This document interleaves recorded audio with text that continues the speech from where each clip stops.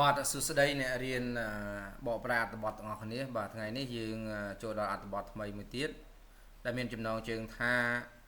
Reason President Trump should be more considerate on Cambodia បាទ Reasons President Trump should be more considerate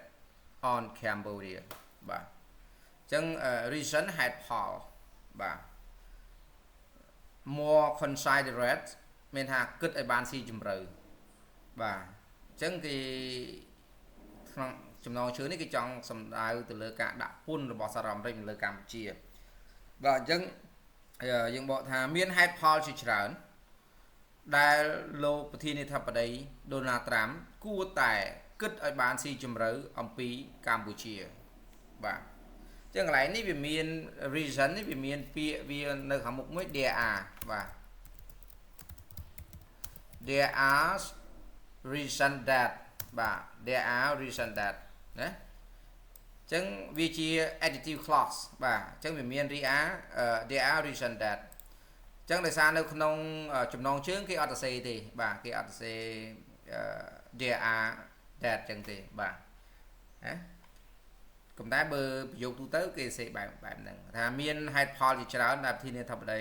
មានហេតុផលជាច្រើនថាប្រធានាធិបតីត្រាំគួរតែគិតឲ្យបានស៊ីជម្រៅអំពីកម្ពុជាបាទអញ្ចឹងយើងមើលក្រហមនេះថា Since taking office US President Donald Trump has signed hundreds of executive orders including rushing import tariffs RSP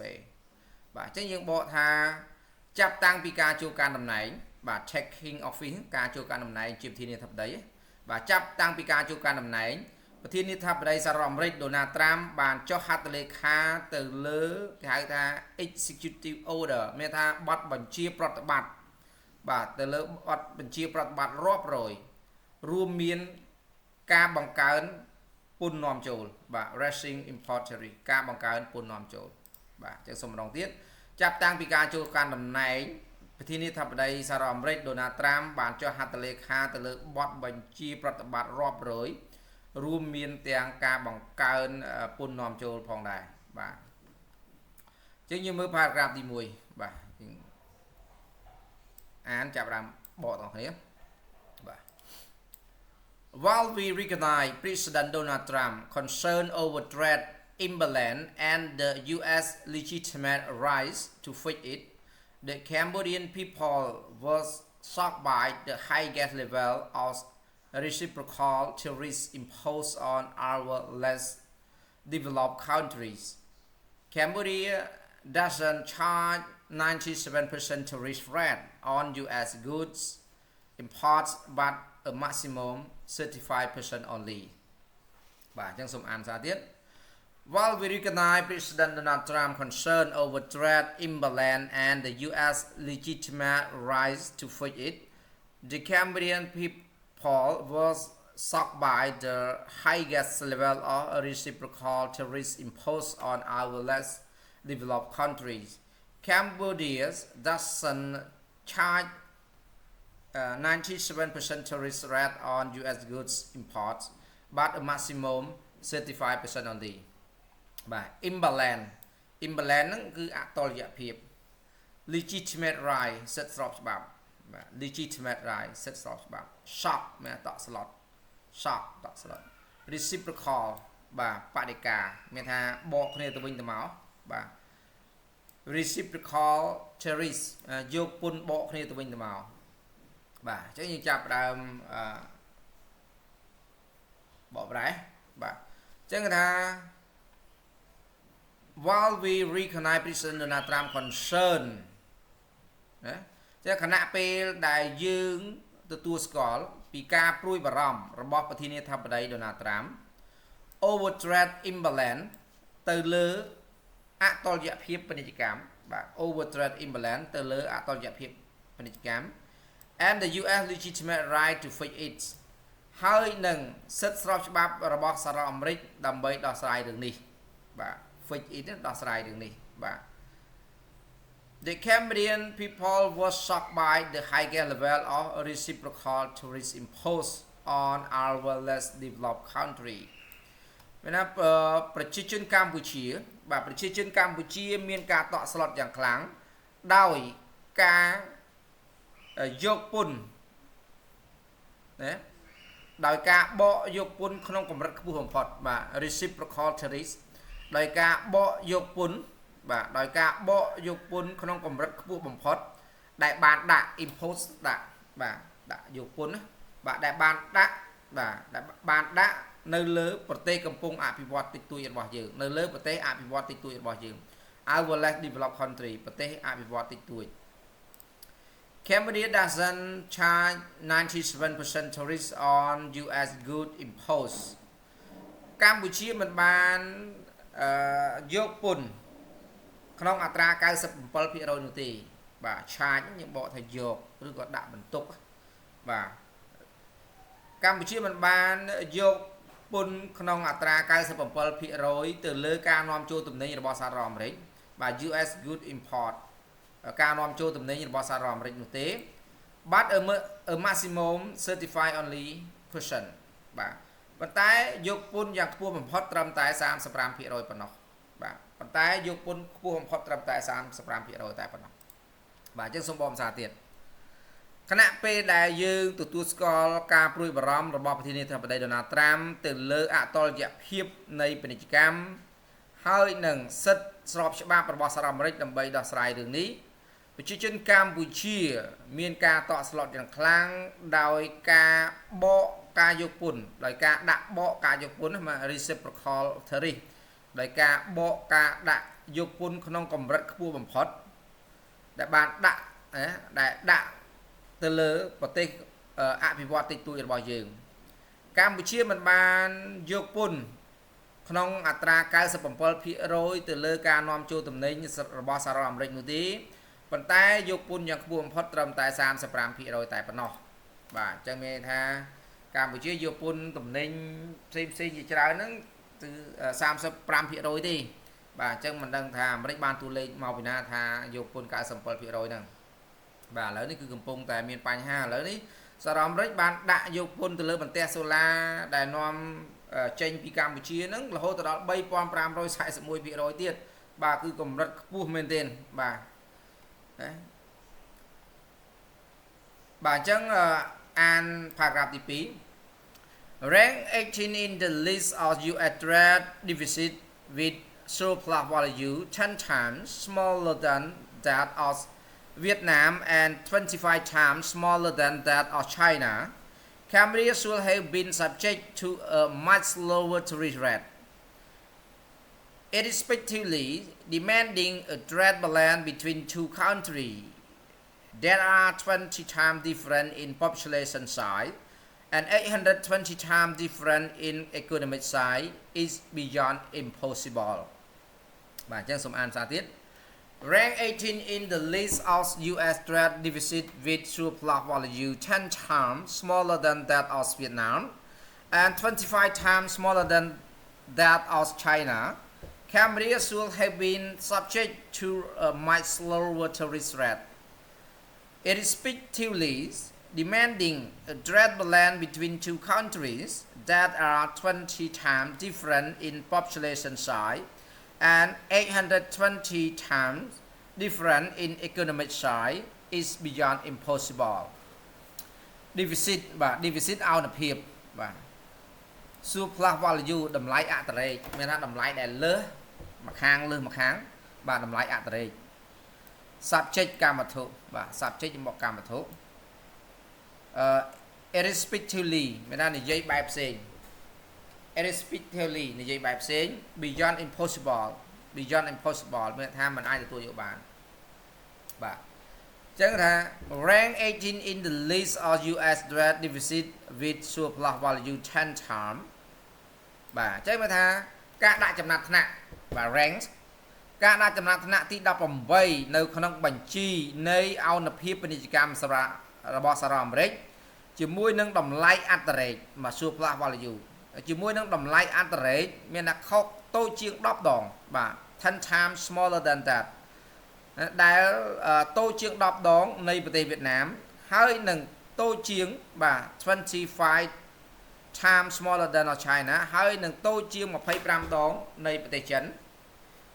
Cambodia should have been subject to a much lower tariff rate កម្ពុជាគួរតែជាកម្មវត្ថុដើម្បីយកអត្រាពន្ធទាបជាងគេបំផុតបាទកម្ពុជាគួរតែជាកម្មវត្ថុនៃការយកអត្រាពន្ធទាបជាងគេបំផុត irrespectively និយាយបែបផ្សេង demanding a trade balance between two countries that ណាការទាមទារតុល្យភាពពាណិជ្ជកម្មបាទ demanding a trade balance ការទាមទារតុល្យភាពពាណិជ្ជកម្មរវាងប្រទេសទាំងពីរគឺថា there are 20 times different in population size ខុសគ្នា20ដងនៃចំនួនប្រជាជនបាទខុសគ្នា20ដងនៃចំនួនប្រជាជនហើយនឹងខុសគ្នា820ដងនៃទំហំសេដ្ឋកិច្ចបាទហើយនឹងខុសគ្នាពី820ដងនៃទំហំសេដ្ឋកិច្ច is beyond impossible គឺมันអាចទទួលយកបាននោះទេបាទអញ្ចឹងវាទំហំសេដ្ឋកិច្ចហ្នឹងគឺវាខុសគ្នាច្រើនពេកបាទរហូតដល់820ដងអញ្ចឹងមានថាពេលខ្លះសហរដ្ឋអាមេរិកគួរតែគិតគូរពីប្រទេសដែលមានស្ថានភាពក្រីក្របាទដោយកម្ពុជាអញ្ចឹងបាទអញ្ចឹងដូណាល់ត្រាំឡើងមកហ្នឹងគឺក្លុកទីផ្សារខ្លាំងមែនទែនបាទអញ្ចឹងសូមបងផ្សារទៀតការដាក់ចំណាត់ថ្នាក់លេខរៀងទី18នៅក្នុងបញ្ជីនៃ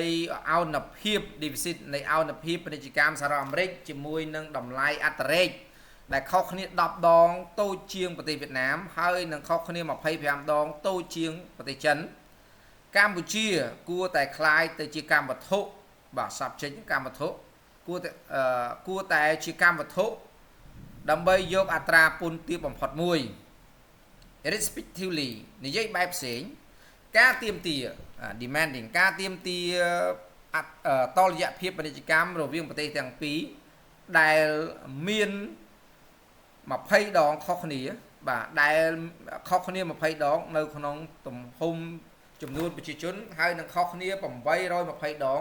នៅក្នុងទំហំសេដ្ឋកិច្ចគឺมันអាចទទួលយកបាននោះទេបាទអញ្ចឹងយើងមើលកន្លែងនេះបន្តិចបាទគេដាក់គេមើល rank 18 in the list of US trade deficit with surplus value រហូតមកដល់ China បាទអញ្ចឹងកន្លែងហ្នឹងវាជា pass មាន rank គឺជា pass participle អញ្ចឹងរហូតមកដល់នេះគេហៅថាជា pass participle press ដែលវាដើរតួជា absolute បាទប្រយោគនាំមុខដែលវាដើរតួជា absolute អញ្ចឹងវាជា pass participle press subject នេះ Cambodia បាទអូខេទី3បាទ As a small developing country with history of strategic wars Cambodia's first main goal has been to lift its people out of poverty through inclusive economic development. Export manufacturing play a crucial role in this process, while adhering to international trade rules and environmental social governance (ESG) requirements. A small developing country with history of strategic wars, Cambodia's first main goal has been to lift its people out of poverty through inclusive economic development. Export manufacturing play a crucial role in this process, while adhering to international trade rules and environmental social governance (ESG) requirements. បាទ strategic war បាទ strategic war មានថាសង្គ្រាមសោកនាដកម្ម Lift its people out of poverty ស្រោចស្រង់ប្រជាពលរដ្ឋចេញពីភាពក្រីក្រ Inclusive economic development ការអភិវឌ្ឍសេដ្ឋកិច្ចប្រកបដោយបរិញ្ញាបត្រ Play a crucial role ដើរតួនាទីយ៉ាងសំខាន់ Adhering to មានថាបានប្រកាន់ខ្ជាប់ Adhering to បានប្រកាន់ខ្ជាប់ Environmental social governance Environmental social governance បាទអភិបាលកិច្ចសង្គមបរិស្ថានបាទអញ្ចឹងយើងចាប់ផ្ដើមមកប្រែថា as a small developing country with history of strategic war ក្នុងនាមជាប្រទេសកំពុងអភិវឌ្ឍតូចមួយ បាទក្នុងនាមប្រទេសកំពុងអភិវឌ្ឍតូចមួយដែលមានប្រវត្តិសាស្ត្រសង្គ្រាមសោកនាដកម្មបាទ with history ជាមួយនឹងប្រវត្តិសាស្ត្រសង្គ្រាមសោកនាដកម្ម Cambodia first main goal has been to lift its people out of poverty through inclusive economic development មានថាគោលដៅចម្បងទី1គោលដៅចម្បងទី1របស់កម្ពុជាគឺការស្រោចស្រង់ has been គឺការស្រោចស្រង់ប្រជាពលរដ្ឋរបស់ខ្លួនចេញពីភាពក្រីក្រតាមរយៈការអភិវឌ្ឍសេដ្ឋកិច្ចប្រកបដោយបរិយាបន្នហ្នឹងមានថាចូលរួមគ្រប់ផ្នែកដែលគ្រប់វិស័យទាំងអស់បាទ Export manufacturing play a crucial role in this process បាទការផលិតការនាំចេញបាទ export manufacturing ការផលិតការនាំចេញដើរតួនាទីយ៉ាងសំខាន់ play a crucial role ឬក៏ play a vital role ក៏បានដែរដើរតួនាទីយ៉ាងសំខាន់នៅក្នុងដំណើរការនេះគឺចង់សំដៅទៅលើដំណើរការនេះ lift its people out of poverty ជាការស្រោចស្រង់ប្រជាពលរដ្ឋចេញពីភាពក្រីក្រ while adhering to international trade rule ព្រមទាំងបានប្រកាន់ខ្ជាប់បាទវ៉ាល់យើងបកថាព្រមទាំងបាទបានប្រកាន់ខ្ជាប់នៅច្បាប់ពាណិជ្ជកម្មអន្តរជាតិបាទច្បាប់ពាណិជ្ជកម្មអន្តរជាតិបាទ international trade rule ច្បាប់ពាណិជ្ជកម្មអន្តរជាតិ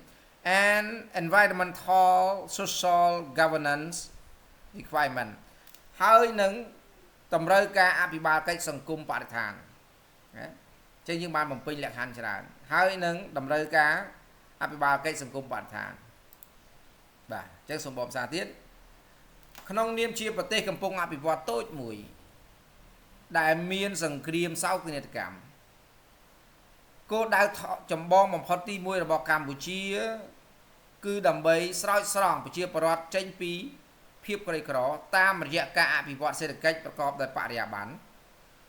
ការផលិតទំនិញនាំចេញ export manufacturing ការផលិតទំនិញនាំចេញដើរតួនាទីយ៉ាងសំខាន់នៅក្នុងដំណើរការនេះព្រមទាំងបានប្រកាន់ខ្ជាប់ adhering to បានប្រកាន់ខ្ជាប់ព្រមទាំងបានប្រកាន់ខ្ជាប់ទៅនឹងវិធានច្បាប់ពាណិជ្ជកម្មអន្តរជាតិហើយនឹងតម្រូវអភិបាលកិច្ចសង្គមបរិស្ថានបាទចឹងយើងមើលកន្លែងនេះ small រហូតមកដល់បាទ tragic was បាទចឹងអាហ្នឹងគេហៅថា introductory express បាទមកដល់កន្លែងនេះអាហ្នឹងគេហៅថា introductory express ណាហើយវាជាដើរតួជា preposition ផងដែរបាទណាដើរតួជា preposition ឬក៏យើងហៅថាវាជា prepositional phrase ក៏បានដែរចាអាហ្នឹងគឺដើរតួនាទីនៅមុខប្រយោគបាទអញ្ចឹងបទប្រធាននេះបាទនេះ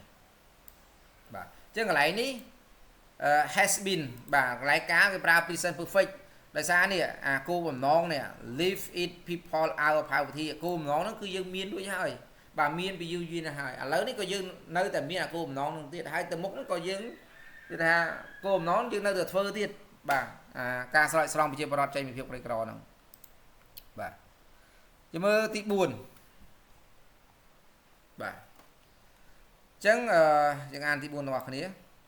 Cambodia is also the first country to link trade to labor rights in respect with the implementation of ILO Better Factory Cambodia, an agreement we had during the Clinton administration. In no ways has Cambodia low value line manufacturing like garment, footwear, or travel goods and bags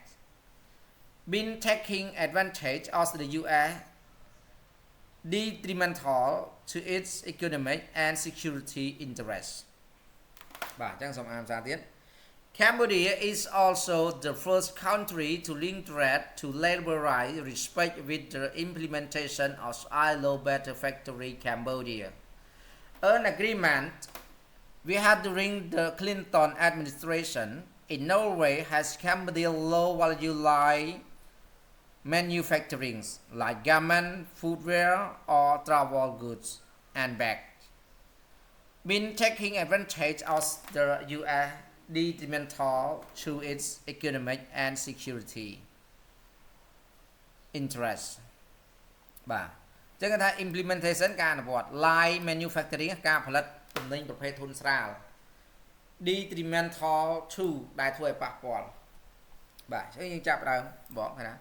Cambodia is also the first country to linkage to labor right respect with the implementation of ILO Better Factory Cambodia បាទអញ្ចឹងគាត់ថាកម្ពុជាគឺជាប្រទេសទី1ផងដែរ is also the first កម្ពុជាគឺជាប្រទេសទី1ផងដែរដែលភ្ជាប់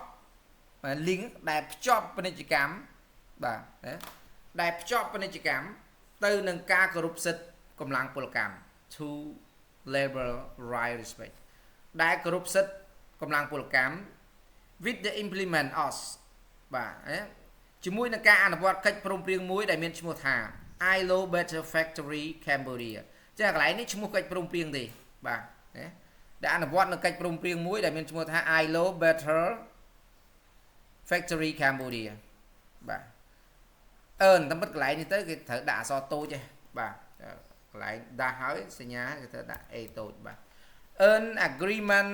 we had during the Clinton administration គេបញ្ជាក់នេះគេបញ្ជាក់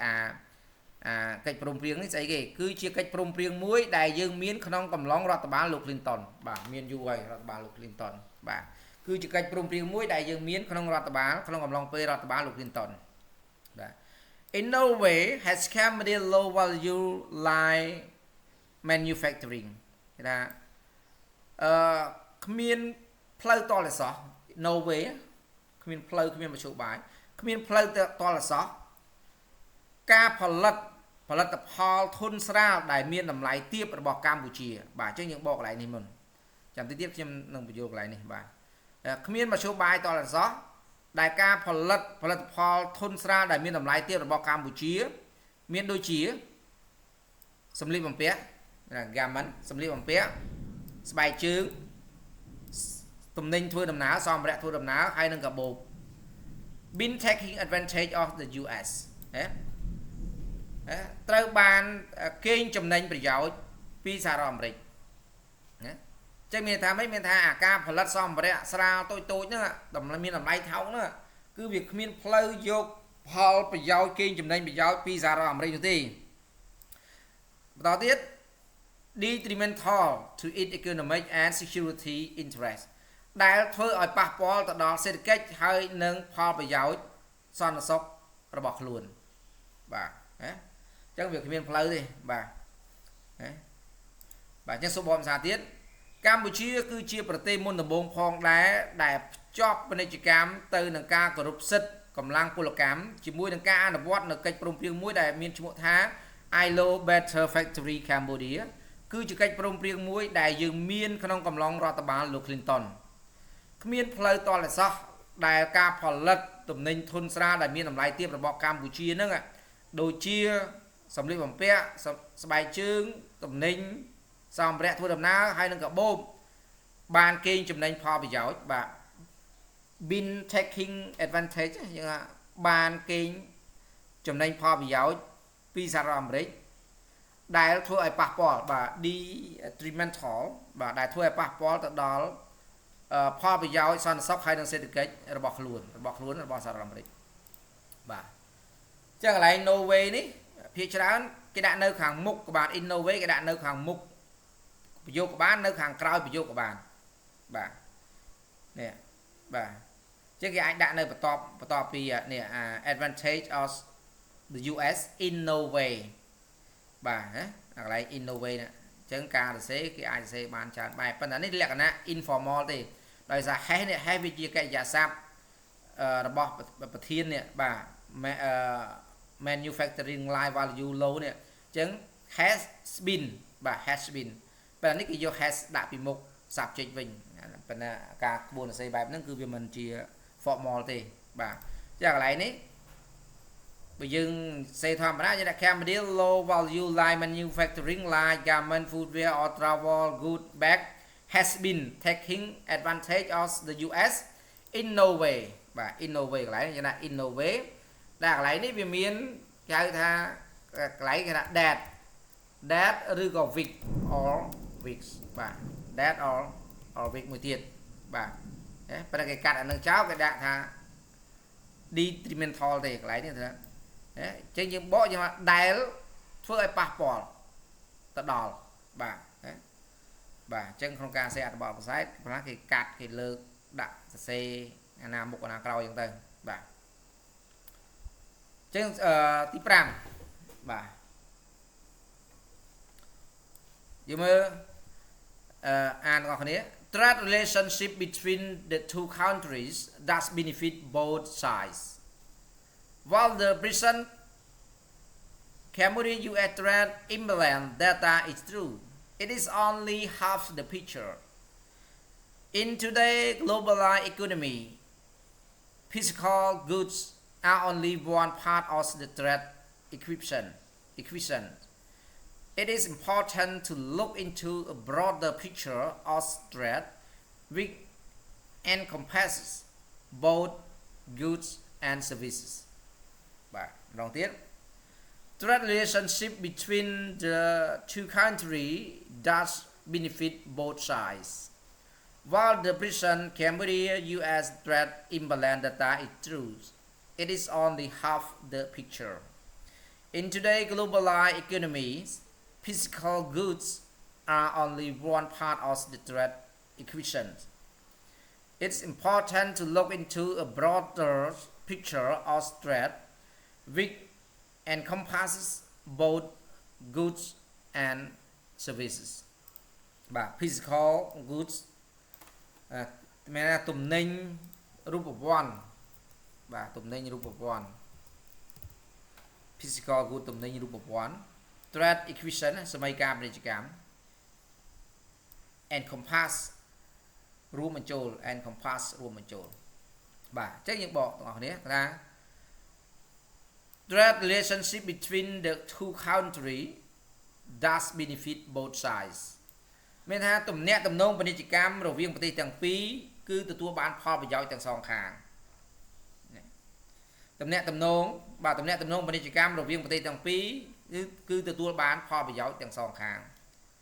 While the present Cambodia US trade imbalance data is true ខណៈពេលដែលទិន្នន័យបាទយើងបកកន្លែងនេះខណៈពេលដែលទិន្នន័យអតុល្យភាពពាណិជ្ជកម្មរវាងកម្ពុជាហើយនិងសហរដ្ឋអាមេរិកដែលបានបង្ហាញនោះគឺជាការពិតបាទ it's true គឺជាការពិត it is only has the picture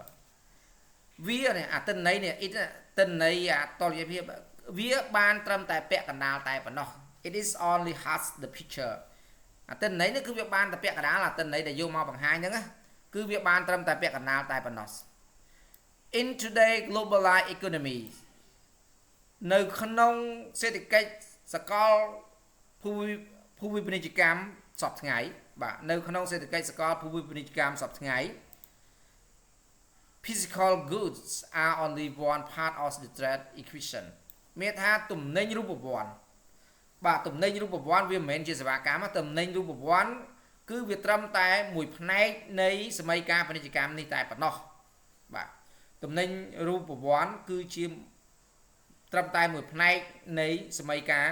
ពាណិជ្ជកម្មនេះតែប៉ុណ្ណោះ It is important to look into a broader picture of trade which encompasses both goods and service បាទអញ្ចឹងវាមានសារៈសំខាន់ដើម្បីកលេចមើលទៅលើរូបភាពឲ្យទូលំទូលាយបាទ broader picture ទៅមើលអាទិន្នន័យឲ្យទូលំទូលាយកន្លែងហ្នឹងបាទវាគឺមានសារៈសំខាន់ណាស់ដើម្បីកលេចមើលទៅលើទិន្នន័យទូលំទូលាយទៅមើលរូបភាពទាំងមូលបាទ broader picture ទៅលើរូបភាពទាំងមូលនៃពាណិជ្ជកម្មដែលរួមបញ្ចូលទាំងទំនិញហើយនិងសេវាកម្មចឹងមានថារាល់ថ្ងៃគឺកម្ពុជានឹងគឺនាំចេញហើយនឹងនាំចូលទំនិញពីសហរដ្ឋអាមេរិកហ្នឹងជាទំនិញប៉ុន្តែវាមានសេវាកម្មមួយផ្សេងទៀតបាទអូខេអញ្ចឹងសូមបកម្សិលទៀតថាទំនាក់ទំនងពាណិជ្ជកម្មរវាងប្រទេសទាំងពីរគឺទទួលបានអត្ថប្រយោជន៍ទាំងសងខាងអញ្ចឹងកន្លែងគេប្រើ dash នេះគឺគេបញ្ជាក់ន័យថាអាការទទួលបានផលប្រយោជន៍នេះគឺពិតជាទទួលបានផលប្រយោជន៍ទាំងសងខាងមែនបាទ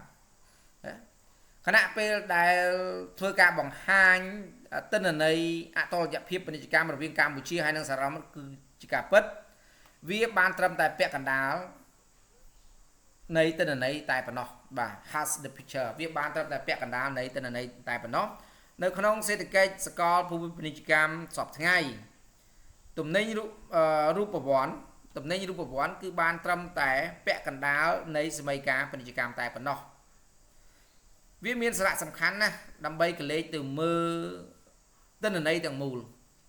នៃពាណិជ្ជកម្មដែលរួមបញ្ចូលទាំងសេវាកម្មហើយនិងទំនិញបាទទី6បាទ trade in goods in addition to buying US goods directly from the US we also buy US made goods through other country serving as intermediary hub. Example: US baby milk powder exported to Cambodia through Singapore intermediary hub. For trade data, in this case, Singapore is usually recorded as the exporter in Cambodia import trade data.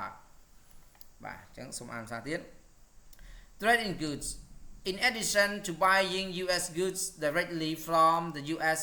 we also buy US made goods through other countries, serving as intermediary hubs. Example: US baby meals powders exported to Cambodia through Singapore intermediary hubs. For trade data, in this case, Singapore is usually recorded as the exporter in Cambodia import trade data. បាទអញ្ចឹង intermediary hub មណ្ឌលអន្តរការីបាទមណ្ឌលអន្តរការីអញ្ចឹងចាប់ដើមบอกថាពាណិជ្ជកម្មទំនិញបាទពាណិជ្ជកម្មទំនិញតែ in addition to buying US goods directly from US បាទចឹងមានថាក្រៅពី in addition ក្រៅពីការទិញទំនិញសហរដ្ឋអាមេរិកដោយផ្ទាល់ពីសហរដ្ឋអាមេរិក we also buy US made goods through other country serving as intermediary hubs យើងក៏ទិញទំនិញដែលផលិតដោយសហរដ្ឋអាមេរិកតាមរយៈប្រទេសផ្សេងៗទៀតដែលដើរតួនាទី serving as ហ្នឹងដើរតួនាទីដែលដើរតួនាទីជាមជ្ឈមណ្ឌលអន្តរការីបាទជាមជ្ឈមណ្ឌលអន្តរការីមានថាចែកចាយបន្តបាទ example ជាឧទាហរណ៍ US baby meal powder exported to Cambodia through Singapore intermediary hub បាទម្សៅត្រោះគោកូនក្មេងសហរដ្ឋអាមេរិកដែលនាំចេញទៅកម្ពុជាតាមរយៈមជ្ឈមណ្ឌលអន្តរការីនៃប្រទេសសិង្ហបុរីបាទ For trade data in this case សម្រាប់ទិន្នន័យពាណិជ្ជកម្មក្នុងករណីនេះបាទ For trade data in this case សម្រាប់ទិន្នន័យពាណិជ្ជកម្មនៅក្នុងករណីនេះ Singapore is usually recorded as exporter in Cambodia import trade data កម្ពុជាសិង្ហបុរីគឺតែងតែបានកត់ត្រាបាទសិង្ហបុរីគឺតែងតែបានកត់ត្រាថាជាការនាំចេញបាទនៅក្នុងទិន្នន័យពាណិជ្ជកម្មនាំចូលរបស់កម្ពុជាបាទយើងសូមបកប្រែភាសាទៀតពាណិជ្ជកម្មទំនិញក្រៅពីការទិញទំនិញសហរដ្ឋអាមេរិកដោយផ្ទាល់ពីសហរដ្ឋអាមេរិកយើងក៏បានទិញទំនិញដែលផលិតដោយសហរដ្ឋអាមេរិកតាមរយៈប្រទេសផ្សេងទៀតដែលដើរតួនាទីជាមជ្ឈមណ្ឌលអន្តរការី intermediary hubs ឧទាហរណ៍ម្សៅត្រោះគោកូនក្មេងដែលផលិតដោយសហរដ្ឋអាមេរិកដែលបាននាំចេញទៅកម្ពុជាតាមរយៈមជ្ឈមណ្ឌលអន្តរការីសិង្ហបុរីប្រទេសសិង្ហបុរីសម្រាប់ទិន្នន័យពាណិជ្ជកម្មនៅក្នុងករណីនេះបាទ for trade data in this case សិង្ហបុរីតែងតែបានកត់ត្រាថាជាការនាំចេញ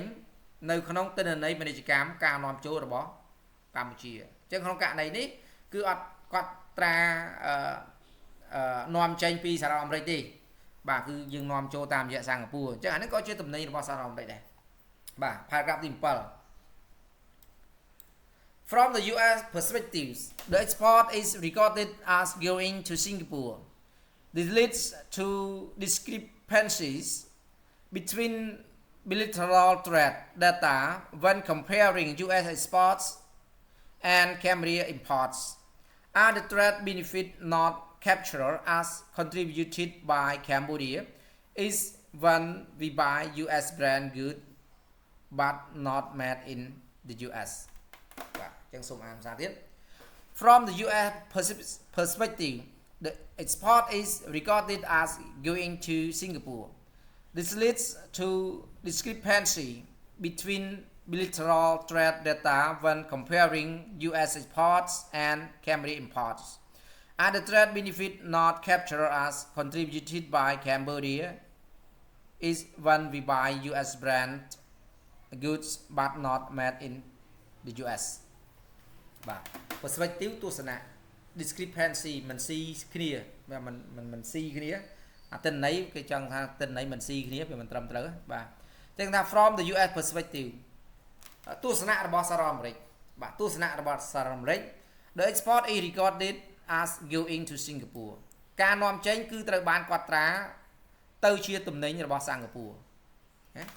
ការនាំចេញគឺត្រូវបានកត់ត្រាទៅជាទំនិញរបស់សិង្ហបុរី This led to discrepancy between bilateral trade data when comparing US export and Cambodia import នេះនាំឲ្យមានការមិនស៊ីគ្នាបាទគឺនេះនាំឲ្យមានការមិនស្មើភាពគ្នាឬការមិនស៊ីគ្នារវាងទិន្នន័យពាណិជ្ជកម្មទ្វេភាគី bilateral trade data រវាងទិន្នន័យពាណិជ្ជកម្មទ្វេភាគីនៅពេលដែលធ្វើការប្រៀបធៀបរវាងការនាំចេញសហរដ្ឋអាមេរិកហើយនិងការនាំចូលរបស់កម្ពុជា Are the trade benefit not captured as contributed by Cambodia ផលប្រយោជន៍ពាណិជ្ជកម្មផ្សេងទៀតបាទផលប្រយោជន៍ពាណិជ្ជកម្មផ្សេងទៀតគឺមិនត្រូវបានកត់ត្រាបាទ capture ហ្នឹងកត់ត្រាបាទផលប្រយោជន៍ពាណិជ្ជកម្មផ្សេងទៀតគឺមិនត្រូវបានកត់ត្រាខណៈពេលដែលផ្ដល់ដោយកម្ពុជា is when we buy US brand goods but not made in the US គឺនៅពេលដែលយើងទិញផលិតផលដែលមានស្លាកយីហោរបស់សហរដ្ឋអាមេរិកប៉ុន្តែមិនផលិតនៅសហរដ្ឋអាមេរិកបាទអញ្ចឹងមានថាផលិតផលនោះជាផលិតផលផ្លាកយីហោសហរដ្ឋអាមេរិកប៉ុន្តែមិនផលិតនៅសហរដ្ឋអាមេរិកអញ្ចឹងអាហ្នឹងគឺមិនត្រូវបានកត់ត្រាប៉ុន្តែជារឿងមួយដែលវាមិនស៊ីគ្នាបាទបាទអញ្ចឹងការបកប្រែនៅពេលនេះក៏សូមបញ្ចប់តែទៅនេះហើយយើងនឹងបកប្រែបន្តទៀតនៅថ្ងៃស្អែកបាទសូមអរគុណ